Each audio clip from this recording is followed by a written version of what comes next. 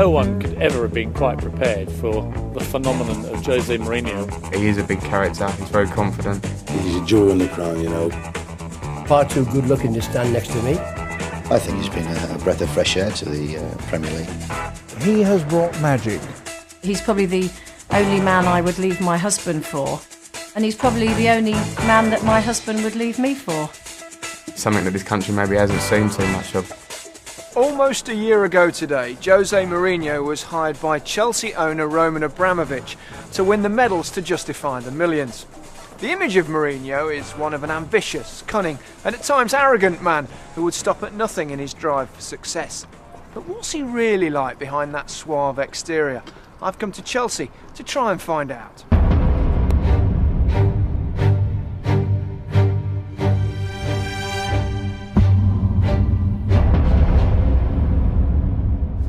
Jose, good morning.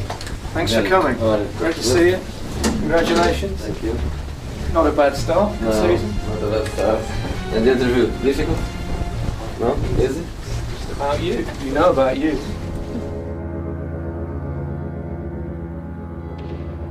Chelsea have confirmed tonight the departure of manager Claudio Ranieri. Porto's European Cup winning coach Jose Mourinho is the overwhelming favourite. Mourinho is understood to be in Porto tonight and is planning to fly into London tomorrow. Jose Mourinho took his first steps in Premiership management today and immediately started working the future. I'm European champion, so I'm not one of the bottle. I think I'm a special one. How did the Chelsea move come about? What first attracted you to the club owned by the billionaire Abramovich? In my hands, Chelsea and a big Italian club. And the next day of Champions League final. Can I ask you which one?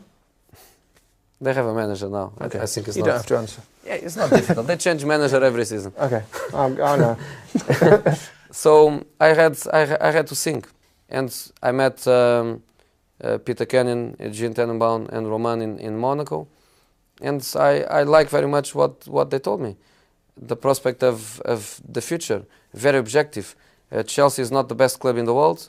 Chelsea won not a Premiership for 50 years. We want to win, we want to repeat, we want to create conditions for the club to be best club in country, best club in the world, big ambitions, and do you want to be part of it? And because it was the first meeting I had, and because I like so much the way they approached me and they proposed me a future with Chelsea, I told to Jorge Mendes, forget, I want to join them. Mourinho crashed into this country like some sort of foreign asteroid. I'm always confident we have a top manager. He does enjoy being an actor in the drama. I'm never nervous. I'm an angel. He had something about him where you thought immediately tabloids are going to love this guy. I arrive here with my ego.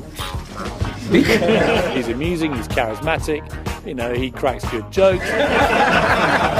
He kind of sort of oozes power. You don't know me. You know me from half an hour every week. I'm not interested in myself, in my image, in what people think about me. You want that, not me. No faces that I say, I don't like that face, or I don't speak to this paper or to this television. I think the press have fallen in love with Jose Mourinho because he gives as good as he gets. The press doesn't love me so much, but forgive me if this isn't just not very British. Do you think you're misunderstood? But I think I'm guilty.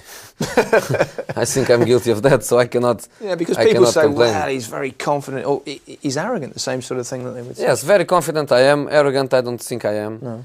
But sometimes I feel I need to be like that, because I think sometimes I need to play a little bit with emotions. I can be speaking with you, but I know that my players are watching.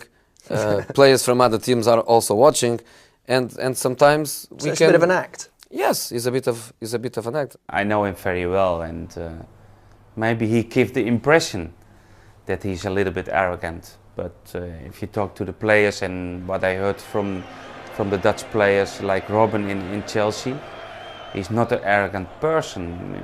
He looks like, but he's come from Portugal, and they have a little bit the south of Europe mentality and more emotion. When you are in a press conference before a game, after a game, before a game, the game starts there. And after the game didn't finish yet. Finish only with the press conference. There are games within a game. Yes, so I think you have to act a little bit and to show sometimes a different face. And I think I'm not bad with it. I think most people in this country wonder what it would be like to work for Roman Abramovich. Does he interfere? Does he want to know what's going on? Yes, he wants to know. But I told him in the beginning, because one of the funny things was when they met me, they were saying, not Mr. Abramovich, but Peter and Eugene, they were saying to me, we are a little bit afraid of your personality, And I was saying to them, but afraid why? Afraid why? Mr. Abramovich, your personality is personality. And I thought, what he wants? Win? I want to win. In Jose Mourinho, he's finally found a kindred spirit. Very different man, a very quiet billionaire Russian owner takes on this hurricane from Portugal, but you can't deny that Mourinho is a winner. You speak a number of languages. How's your Russian? My Russian is about the dirty words. just about that. But I can understand the emotion. I don't understand the language, but I understand the emotion. And before the translation, I think I can work it out. Yes, I can work it out. Does he understand football? He understands football. He loves football. He reads football. He's a person to be in a weekend and to see me on Monday and to tell me, did you see Barcelona-Sevilla? Yes. Did you see Lyon-Monaco? Yes. Did you see Roma-Inter? Yes. And I think, what you did in the weekend? He eats football.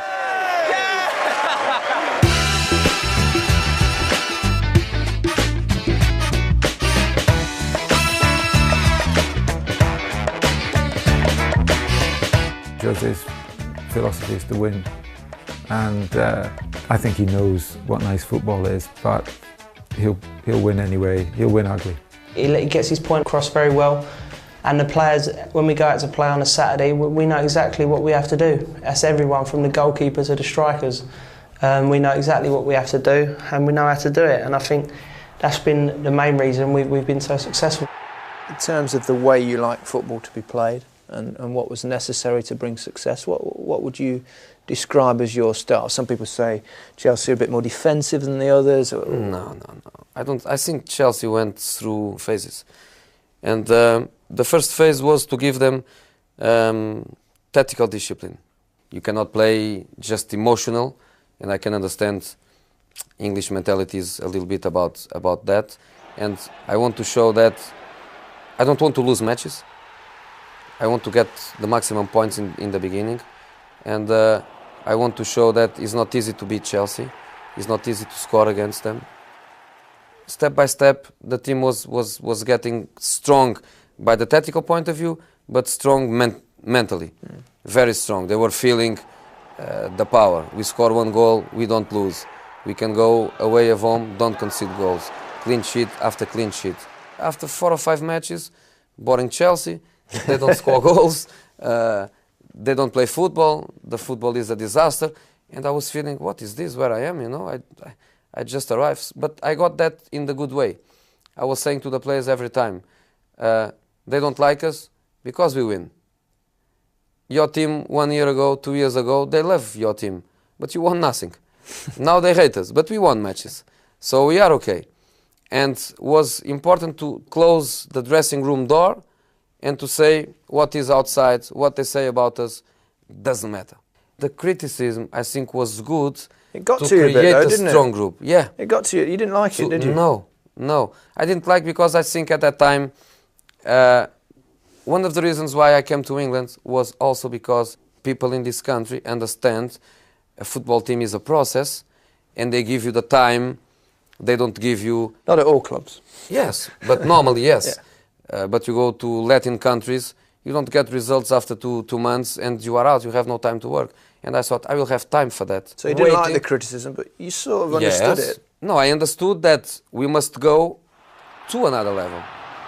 But I was waiting for Robin. I was waiting for Duff. I was waiting for the improvement of Joe Cole. And I was waiting, but getting points. And when the players were back, the main question was both at the same time or one each time, Robin and Duff. But you changed your system for that, didn't you? We changed because of that, because they were so good. Chelsea!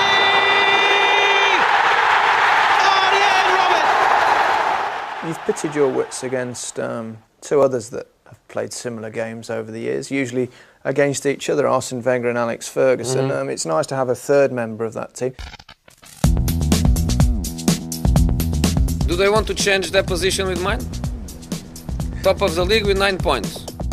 They cannot speak about blips because they are not in a better situation than us. Do you see a psychological war between you and the other managers? I tell you, you can ask to Sir Alex. I have a lot of respect. I call him boss because he's our boss. So no problems, no wars, no mind games. When we go to Man United, I will bring a very good bottle of wine because the wine we drank was very bad. These two are very similar in that they're mind game players. They're intensely competitive. You seem to get on better with Sir Alex than you do Arsene. Would that be true? I like him very much.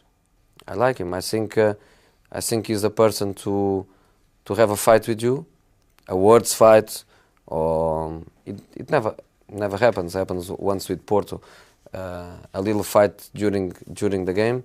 But he's the person that the game ends, everything ends. Come to my room. I go to your room, share a glass of wine, and we speak open. And I think he's a very correct person. And but he teaches me a few things, to be fair. Arsene Wenger, it seems a little bit different. There's a bit more, sort of, bit of spite there. I'm not worried with that, you know. I'm not worried with that. But for example, when he says he liked much more other Chelsea teams than our team, I know why. Why? Because we are champions. I have to be fair. I didn't like Arsenal in the beginning of the season, where they smash everybody. I don't like them now, where they beat Everton 7-0 and they have... Why don't you like that? Because they win. Oh, okay. I like them very much in the middle of the season. Every weekend they lose points. I was in love with them. You know, every week Chelsea wins, they get a draw. 5. Next week they lose 8. Next week they lose 10, 11. I was in love with them, so I understand why you don't like us. He's done some very smart things. And the best thing he did was the first thing he did when he got to Chelsea. He got rid of 10 players. Because nothing can be worse for a coach than having too many players around the place. Better to have too few. And that's what he left himself with. He left himself with quite a lean squad. I think the club have been very, very clever in they brought young, hungry players who are ready to fight for each other, who don't want to be the hero and don't want to be, you know, the main man or anything. All we want to do is play for each other and win games for Chelsea. The boys all think he really knows his business as well, if not better, than any other manager they've encountered. And so their commitment to what he creates and designs for the manner and the form of play and the tactics and so on, they absolutely accept as it. And what he wants, they will try and give him. The result is, of course, we have a phenomenal team this year. I think that winning the championship might have surprised him. I don't think he was sure he could win it in the first season. I think by Christmas, all doubts in his mind, as in all of ours, had disappeared. When did you think it was your title? I thought in many occasions. August. Something happened after that. Something happened after that where you think it's not over. But one period is when a moment I never forget was we beat Tottenham away. We jumped from 5 to 8. And Arsenal played 2 hours later in Bolton. So we come in the bus with 8 points and I was thinking it can go from 8 to 7. A draw is good. They lost. So our buzz was a circus for the first time. They won the 1-0 at Tottenham. When we lost at Bolton, just 1-0. You transform that hope into belief and then conviction that you will really make it. And then you just take off. And they got that. Everybody jumping and screaming, 8 points, pa pa pa. And that moment was a moment where I thought, 8 points. 8 points, you can make a mistake, you can control the emotion. They will lose also a few points. Was a moment where I felt it's very, very difficult to lose the championship. Lampard! It's 2-0! It's Chelsea's championship! Jose Mourinho grew up a long way from the Kings Road lifestyle he lives now. He was born 42 years ago in the fishing town of Setúbal, south of Lisbon. The son of a professional footballer, the game was always in his blood. Well, about 35 years ago, Jose was 5, 6, 7 years old, and his father was the goalkeeper from Vitoria, and in the trainings his father was there defending, and Jose was in the back of the goal, and all the balls that go out, Jose will get them and bring it to the pitch again. So that some part of his youth as a child was passed here in this, seeing the trainings of his father. Your father was a goalkeeper. Yes. Felix was his name, and yes. he was quite good, wasn't he? He played for the international side. Yes, he played all his career in the Premiership, in the Portuguese Premiership. Felix Mourinho is a nervous dad when his son's games are on television, so much so that he leaves the house while the match is being played and waits for his wife to ring him with score updates. Eu vivo essas vitórias intensamente, talvez até mais intensamente do que vivia as minhas no tempo em que jogava. You weren't a goalkeeper, were you? No, when I was a kid, I think like every kid, I want to score goals, you know, and I was feeling good enough to play, but not good enough to succeed or to achieve a good level. I remember he was player in Belenenses, in Vitória Setúbal. Good technique, not so fast, but good skills. But I think always also studying and make investment as a student and to see the future.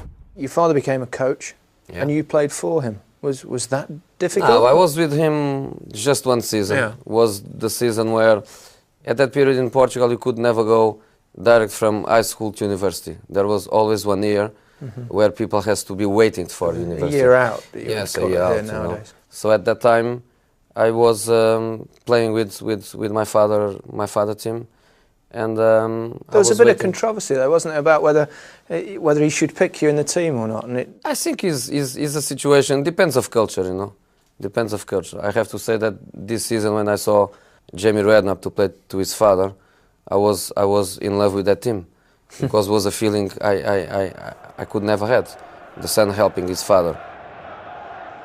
Was bad for me. It was bad for me, not bad for my father. It was bad for me because.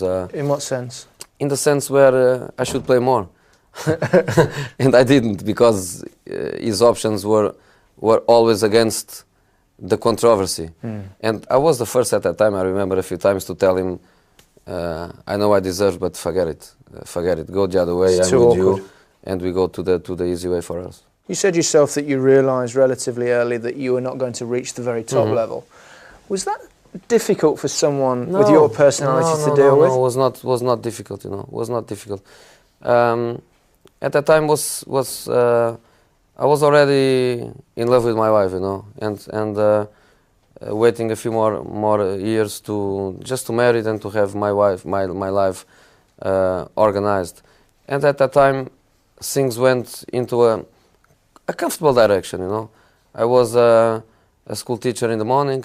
So I had my stability. In the afternoon, I was coaching my city team, Vitória Setúbal, in sub-18. In his early 20s, Jose realised he would never achieve great success as a professional footballer. As a student, he took the first steps into management. I remember that me and then some friends went to some games, and sometimes we tried to joke with him, you know, Jose, do that. He never hurts, you know, never. Was only that. You don't hear only the game. That's when I understood that the guy, you know, is completely focused. At that time, there's no world. There's only football, you know. Jose went to university in Lisbon and took an academic approach to his study of the game. Jose Mourinho was a very good student because he loves football. So in that time, he always showed that he wants to know many things. He starts the motivation and the interest that he shows all the time. He's a product of study. He's read and he's worked and he's learned, and he said it's taken me 15 years to become an overnight success. Do you think it's any coincidence that, say, for example, the top three coaches in this country at the moment, yourself, Alex Ferguson, Arsene Wenger, none of the three of you were particularly great players? I think Alex might possibly disagree with that, but none of you played at the very top level. Do you think that perhaps helps in some way? I had time to prepare my career that a professional player didn't have.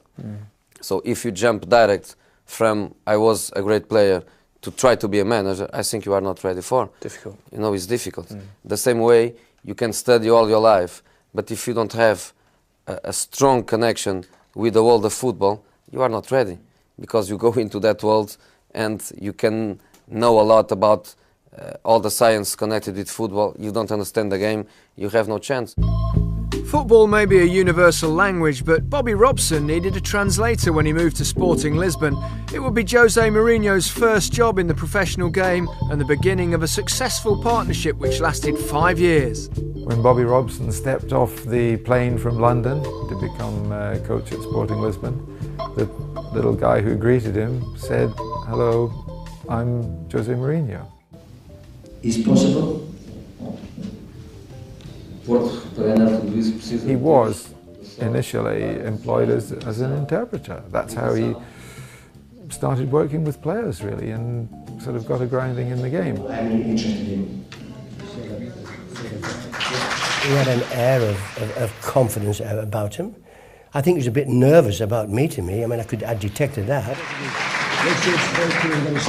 Is it true that you were Bobby's interpreter? No, the truth is that I was his interpreter. I was his scouts. I saw players. I saw teams. I was goalkeeper coach because we didn't have at that time. I helped in training sessions. I think I was everything. I gave him everything. Everything I had, I gave.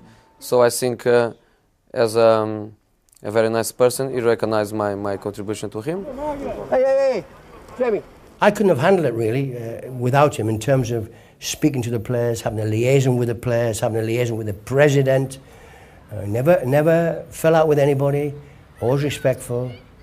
He epitomised what I said to the players and how I felt about the game and the way the team played and what happened, what didn't happen.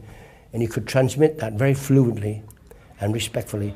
He was super. I'm not going to go to Barcelona, am I?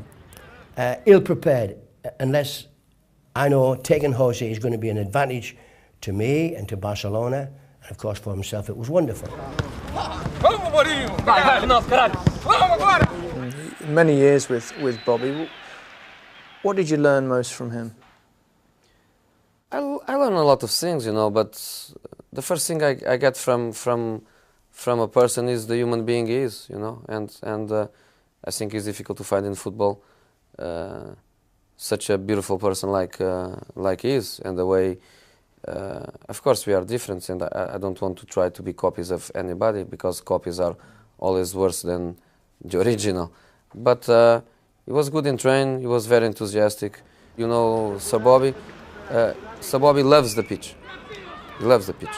So as an assistant, you work in other areas to support that, but not so much that direct relation with the coaching session. Because Bobby always liked to take sessions. Very studious, asked questions all the time, saw the players train, saw how we trained, saw what we did in training, learned, listened, looked, remembered, did all of those things. Look where he is now, absolutely fantastic. He brought me from a low level to the highest level you can imagine. So as Bobby assistant, I went from Sporting, Porto and Barcelona, and when I left Barcelona, I was ready to start my career. That was your first period of a lot of success, because you know, Yes. there were a lot of trophies in both Portugal and of course Spain. Yes, with Bobby it was fantastic. We won everything in the Portuguese competitions, 2 leagues and 1 cup, 2 Super Cups. We went to Barca. In Bobby's period, we were not champions, but we won Cup Winners' Cup and Spanish Cup, Spanish Super Cup. After Bobby Robson was at Barcelona for 1 year, he moved upstairs. Now, normally in those circumstances, his staff can perhaps be moved away and moved outside, but you stay with Van Gaal. Was that a surprise? Or the personalities are different, but I have to say that Van Gaal is also a beautiful person. You know? He's somebody with, I don't say 2 faces, a little bit like me. I think he's a little bit like me, you know. In what sense? sense? In the sense where only people who knows him well knows who he is. Luis loves to analyze and gives you the complete control of the training session. So you become with him a coach on the pitch. So you coach players. So when I was 30, 32, something like 34, I don't remember that, but very, very young to be a manager, you have on your hands Rivaldo, Ronaldo, Figo, Stoichkov, and coach them. Tough to teach them. It was fantastic experience. And with them, I got something that still is very important in my methodology, is communication. Is to get feedbacks also from them, from the players. And Luis, I think I created with him a very, very strong relation. And it was very important also to give me confidence, you know. I always remember with him. have you ever lacked confidence? No, but he told me things very important for my career. I never forget this. Benfica president called me, and he say to me, "You are in Barcelona. I want you in Benfica to assist you Pancas." I told to Luis, happened this. I received this phone call, and I have this big chance to go home and to have a good situation for me. He told me, pick up the telephone and tell Benfica president, if he wants you to assist you Pancas, no. If he wants you to be the manager, I take you to the airport and you go. Because you are ready for that. No more assistant. When you leave me, is to be top manager. So I have a few memories of my relation with Luis, and it was very important for me. When a call came from the biggest club in Portugal, Mourinho had to take it. Benfica were looking for a new boss, and Jose was ready to take the step up as manager. When he eventually left Portugal, he'd won every title going, including the Champions League. When I left Barcelona, I was completely focused on being a number one. Being a number one, you know.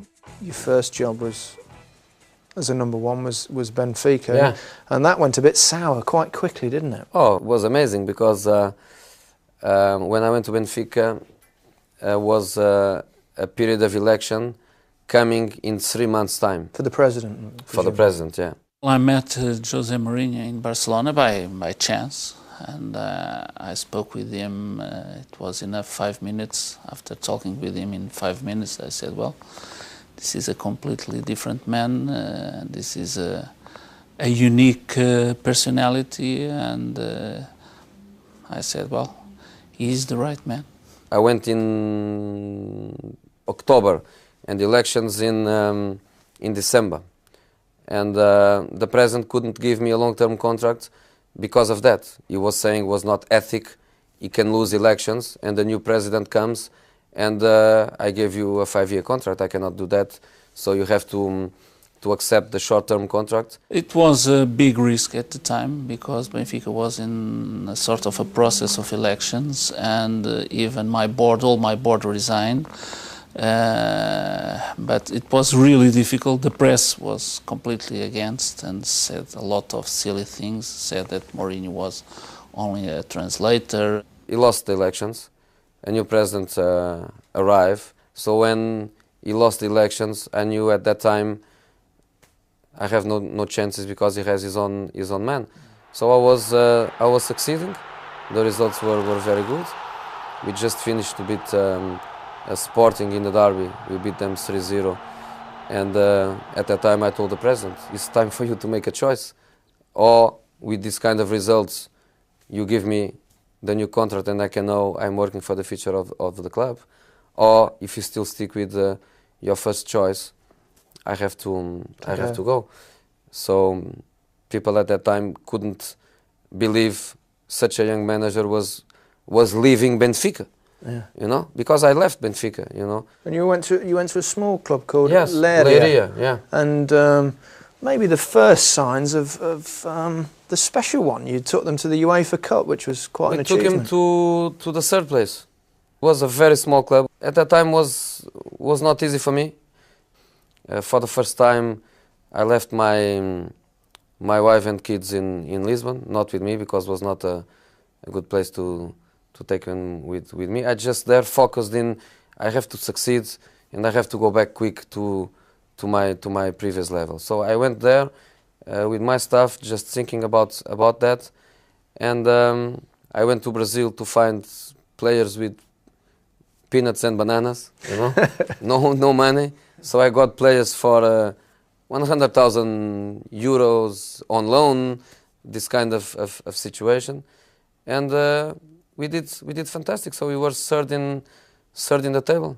In the end of the day, I had Benfica and Porto fighting for me. The president that doesn't want to give me the long-term contract was fighting for me. The same guy. He's fantastic football. Yeah.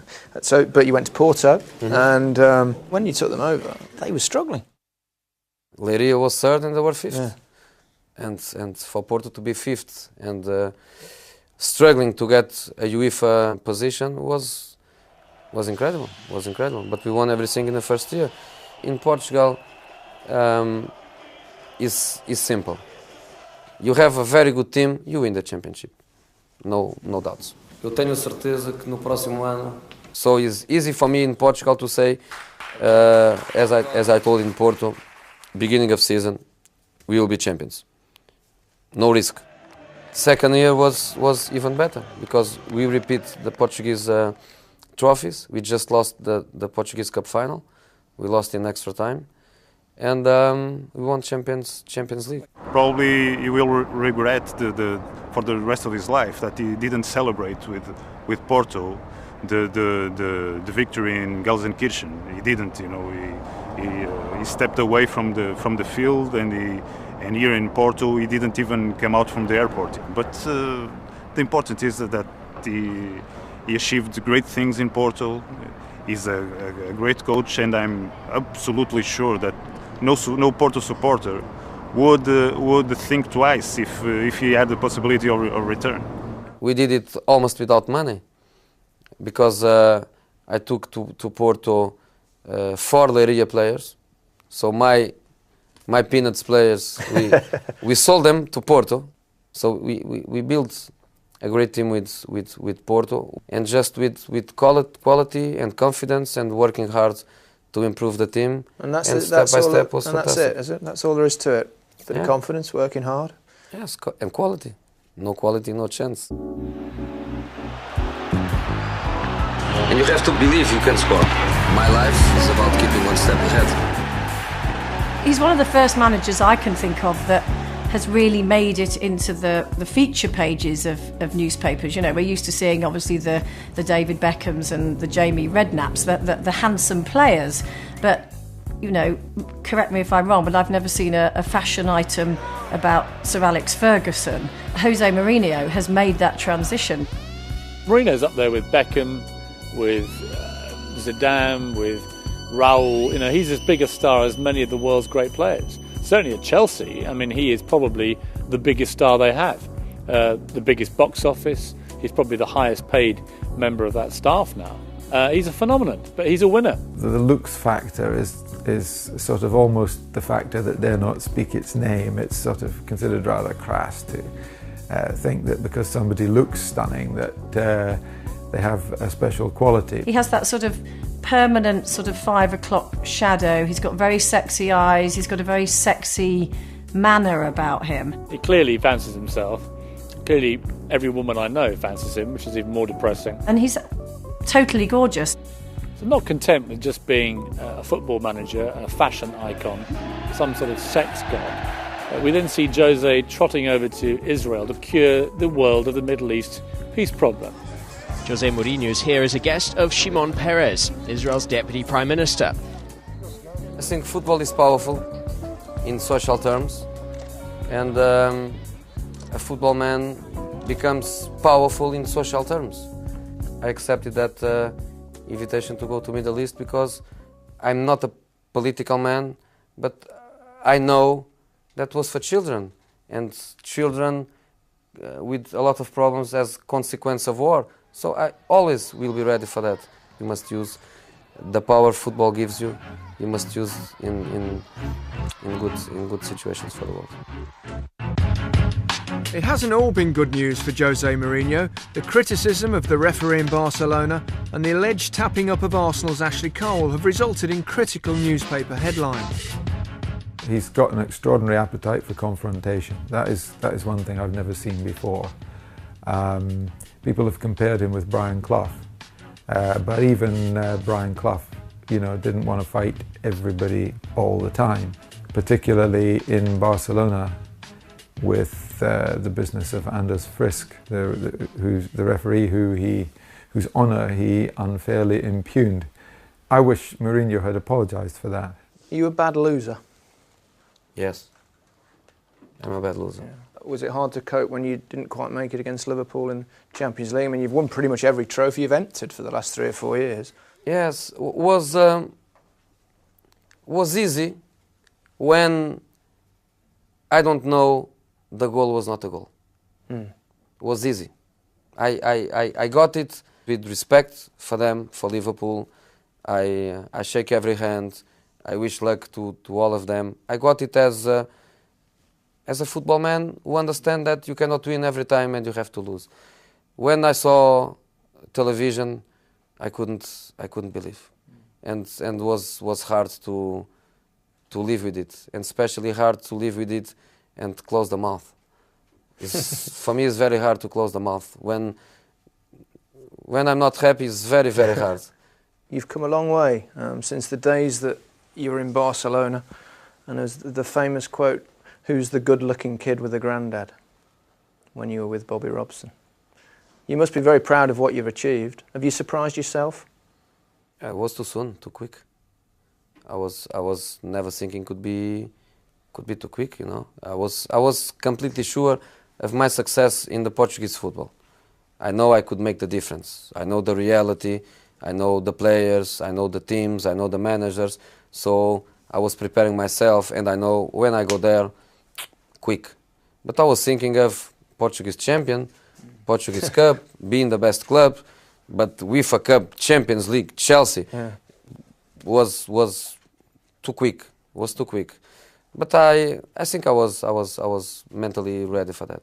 And what's next? You signed or agreed a long-term contract 5 with Chelsea. The ambition now, world domination, is it? Yes, is win and repeat and repeat. Is football the most important thing in your life? No. As you. And family? Yes, as every father, I think. Just thought I'd check. Yes, it's fantastic, Yeah. It's fantastic. And we've not seen the last of the special one. There's more to come. I'm not special one. I'm not a special one. I was under pressure. You put me under pressure when I arrived.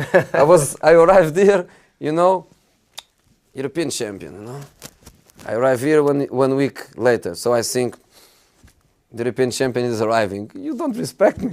You put me 50 difficult questions, and can you succeed, and are you ready for this, and are you ready for that? And I was thinking, what is this?